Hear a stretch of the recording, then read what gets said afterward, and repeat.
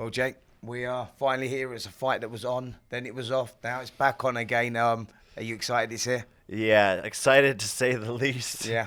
I've been waiting for this moment, prepared for this moment, and I think the fans as well. So I could feel the energy of this finally coming to fruition, and just excited and happy to be here on Fight Week. I mean, we was discussing, the journey that you've been on from going back in the days when you boxed Deji, white-collar boxing, head guards, 16-ounce gloves, a fight that I helped promote and put together. Did you ever think we was going to get to this stage and end up where we are today? Absolutely not. I couldn't have written this up on a script. It doesn't make any sense, and it's crazy how far just all of this has come and how far I've come and the dedication, the hard work that I've put in. But even, this influencer boxing now is just becoming really boxing in a sense. And it's really cool to just be a part of it all. And since August 25th, what was it, 2018? Yeah, 2018 it was, 2018. Crazy.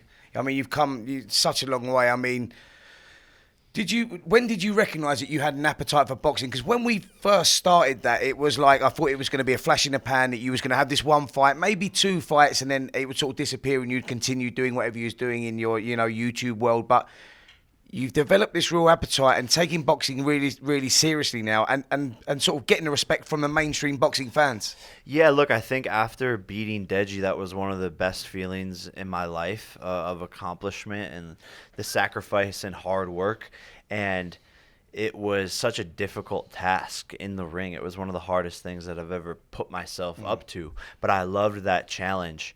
And after that fight, I just kept on training a bit. And, there was the potential of fighting KSI or Gibb, and then eventually those things happened.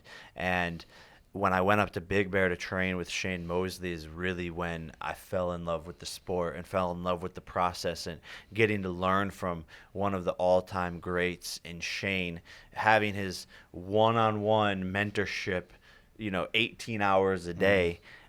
Was super instrumental in the start of my career, and just being isolated in Big Bear, training in the altitude, taking it seriously. I started to really, really fall in love with the sport, and I caught the boxing bug, especially after knocking out Gibb in the first round. And after that, I just was addicted.